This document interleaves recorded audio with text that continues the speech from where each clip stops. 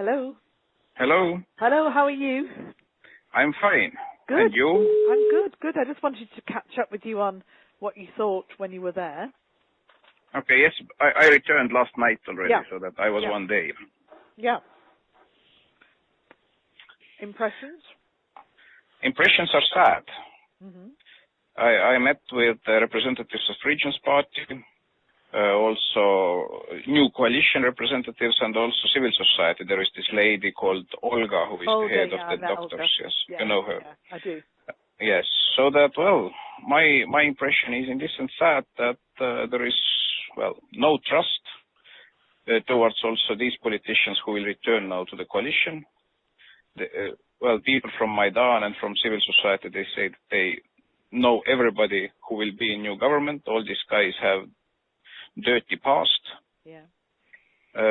So that, well, they made some proposals to the same Olga and some others from civil society to join new government. But this Olga, for example, she says directly that she's ready to go to the government only in the case if she can take with her team foreign experts to start real healthcare reforms. Yeah. So that, well, basically it is that the trust level is absolutely low. Mm-hmm. On the other hand, all these security problems, this integrity problems, Crimea, all this stuff. Mm-hmm. Regions Party was absolutely upset. They say that, well, they accept this, that now there will be new government and there will be extraordinary elections, but there is enormous pressure against the members of parliament, that there are uninvited visitors during the night to party members. Well, some journalists who were with me, they saw during the day that one member of parliament was just beaten in front of the parliament building by these guys with the guns on the streets. Yeah. So that all this mess is still there. And of course, this Olga and others from civil society, they were absolutely sure that people will not leave the streets before they see that the real reforms will start. So that it's not enough that there is just change of government. So that is the main impression. So that from EU's and also, well, Estonia's point of view, of course, we should ready to put this financial package together with others. Yeah. This very clear message is needed that it's not enough that there is change of government, but the same real reforms, real action to increase the level of trust. Otherwise, well, it will end badly. Yeah. Because the Regions Party also said that, well, you will see that if the people from the eastern part of Ukraine will really wake up and will start to demand their rights. Some people also with me, they were in Donetsk. Their people said that, well, we can't wait how long still the occupation of Ukraine lasts in Donetsk. Yeah. That it is real Russian city, and we'd like now to see that, well, Russia will take over. So that, well, short impressions. No, very, very interesting. I've just had a big meeting here with Olli Rehn and the other commissioners to talk about what we can do. I mean, we're working on financial packages, short, medium, long term, everything from how we get money in quickly, how we support the IMF, and how we get a kind of investment packages and business leaders and so on. On the political side, we've worked out resources we've got, and I offered to civil society and to Yatsenyuk and Fishko and everybody I met yesterday. We can offer you people who know how to do political and economic reform. The countries that are closest to Ukraine have themselves been through dramatic changes and have done big political and economic reforms. So we've got loads of experience to give you, which we're happy to give. I've said to the people in Maidan, yes, you want real reforms, but you've got to get through the short term first.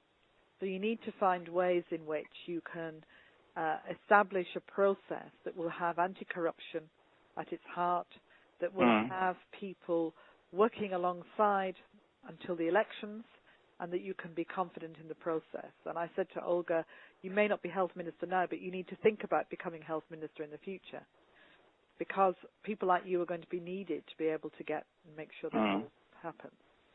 But I've also said to them, if you simply barricade the buildings now, and the government doesn't function, we can't get money in because we need a partner to partner with. Absolutely. And I've said to the the opposition leaders shortly to become government, you need to reach out to Maidan. You need to be, engaging with them. You also need to get ordinary police officers back on the streets under a new sense of their role, so that people feel safe.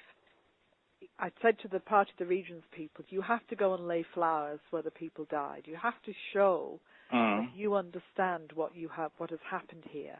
Absolutely. Because what you're experiencing is anger of people who've seen the way that Yanukovych lived and the corruption, and they assume you're all the same.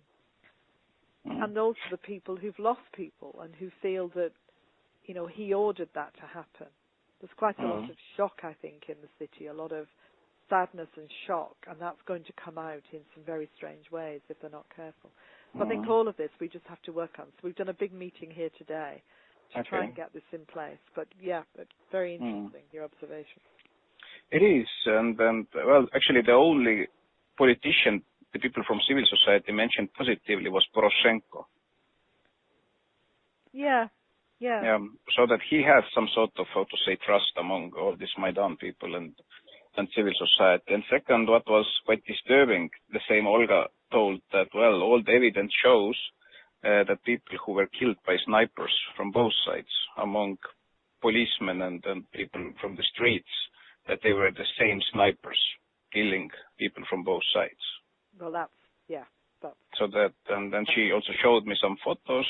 She said that has medical doctor. She can, say that it is the same handwriting, the same type of bullets, and it's really disturbing that now the new coalition, that they don't want to investigate what exactly happened, so that there is now stronger and stronger understanding that behind snipers it was not Yanukovych, but it was somebody from the new coalition.